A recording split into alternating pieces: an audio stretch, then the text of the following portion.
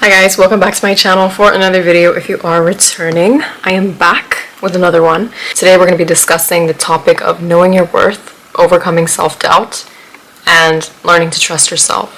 So let's get into it. So I've always been somebody who's placed myself on a little bit of a pedestal for most of my life. Found that for a lot of people it's actually quite an intimidating quality. If you carry yourself that way, it naturally just makes you more of an intimidating person.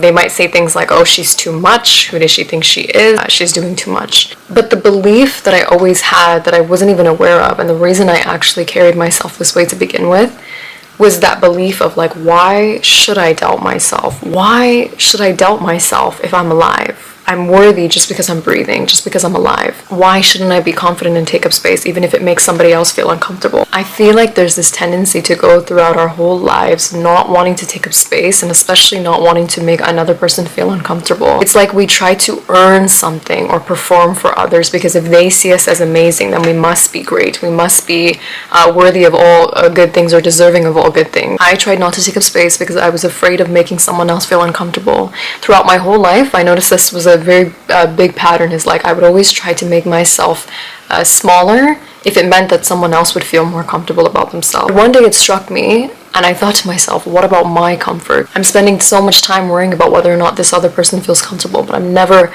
thinking about what I have to do to meet my own needs. Always compromising my own boundaries just so that they can feel alright. People often think that it's the most selfless act if you try and make other people feel more comfortable than you do first. And let me tell you why. In most instances, that's actually the exact opposite. That's probably the most selfish thing that you can do, because of resentment. You keep prioritizing everybody else, you're gonna build resentment, and who do you think has to hear about it when you feel angry and you feel upset? You're gonna take it out on those very people. Those very people have to face the consequences of you not being the absolute best version of yourself. When you don't at least try to become the better version of yourself, the people around you will suffer. And the opposite is true as well. When you do work hard on yourself every single day, everybody around you reaps the rewards as well. So it's like almost as if you're taking everybody else with you. The day I realized my worth was when I got to know my truest depths. The depths of myself that I was suppressing because of my fear of being seen. I realized that my worth lied in more than what just other people thought of me when they looked at me. I used to be the type of person, when somebody would take one look at me and decide that they didn't like me, I would take it so personally and I would feel so upset by it. Because to me, I thought it was always really unfair,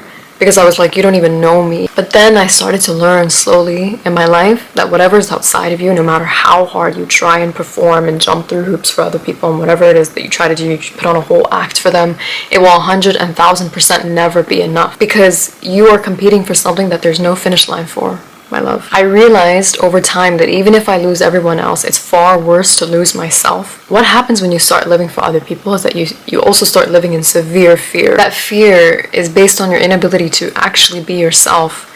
And for me, a happy life is an authentic life, and you cannot tell me otherwise. The only way to live a truly happy life is to be authentic, to be yourself, regardless of the price that you might have to pay. It's a bigger price to pay when you're being someone that you're not, because you will attract things at the same frequency of the person that you're not. So let's say you're playing a character. You will only attract things at the same frequency of that character. You will not be attracting who you truly are as a person, because if you're not showing up that way in the world, there's nothing to show for your efforts. There's nothing to show for who you really are. Who you are when you're alone, even if you claim that as your authentic self, means nothing. Because when you step out into the world, it's the energy, it's the vibrations, whatever you vibrate, that's what matters most. That's what you're going to attract. I don't believe that playing characters or caring what other people think has ever been the way or the roadmap to a happy life. I don't think it ever has been, and I don't think it ever will be. Let's talk about learning to trust yourself. This was a big one for me. It's a huge lesson that I'm learning right now. I had very deep abandonment wounds when it came down to relationships and friendships even. But it wasn't really about the fact that I was afraid of somebody else abandoning me. It was more so I was always scared of me abandoning myself. I broke my own trust time and time again, so building back that trust has taken so much time. And the way I did this was by not voicing my concerns, not voicing my needs, not setting boundaries, not prioritizing what I actually needed or wanted, because I didn't want to burden anybody else. But if you play this role, if you play the role of the nice girl, you will have to pay the price for that, and it is a big price to pay. Yes, maybe you won't be seen as a threat, because for a long time that's why I wanted to avoid it taking up so much space, was because I didn't want to seem like a threat, especially to other women. I would really want to dim down my light. It's going to do a lot more damage than you think, because you'll soon realize that it's better to not be liked than to keep compromising your own needs and wants. Because I didn't want to be an inconvenience to anybody else, it made me run away from emotional connection to anybody. I had adopted the belief that if I do get too close to somebody, then eventually, inevitably, I will abandon myself. And that it's only when I'm alone that I can find that feeling of peace or that feeling of solace somehow. Which that isn't real peace, by the way. Completely isolating yourself from everybody that loves you and everybody that cares about you and believing that, oh, I'm just gonna level up in my silence and whatever. It's not real peace.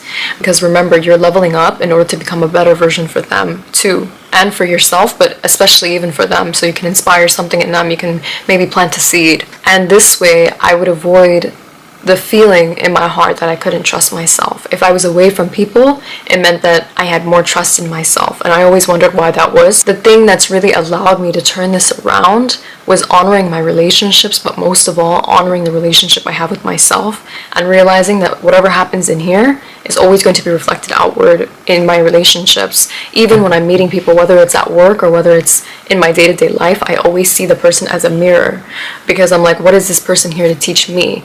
And of course, sometimes you get caught in daily life that it's hard to identify what this person is trying to teach you. It's hard in general to be conscious sometimes because there's so much happening and there's so much noise, right? So it's very, very difficult. But I try my best to set that intention every single morning or at least every single day, because I realize if I meet someone really great, that mirrors something inside me. And if I meet someone that triggers something inside me, that's also a mirror for me too.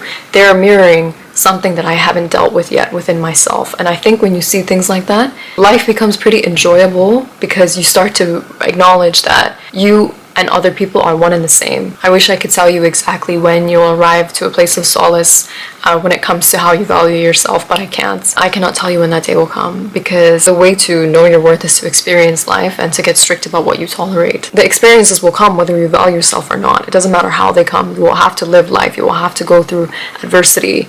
But what makes or breaks the next era of your life is how you handle this one. I didn't want to have another chapter or another phase or another era of my life where I wasn't comfortable in my skin anymore. Because when you deny your needs long enough, your soul sits very uncomfortably in your body. So to doubt yourself is to disrespect yourself. This past few weeks, I took a break from myself, and I truly felt like I was struggling with imposter syndrome, because I felt like no matter what I did, I just wasn't doing enough. I took some time to find a way to approach things in a different way, because maybe I was thinking to myself, maybe the way I'm doing things right now is not actually working. And you know what, the thought that got me out of it actually was realizing that I wasn't excited about hitting 5K. I feel grateful for 5K, but I wasn't excited about hitting 5K on my YouTube channel. And I was wondering to myself why that was. But then I remembered when I was praying for 350 subscribers, and that really humbled me, that thought. That's when I realized knowing your worth is having gratitude, celebrating small wins, but not being taken aback, like entirely taken aback when something good happens to you, because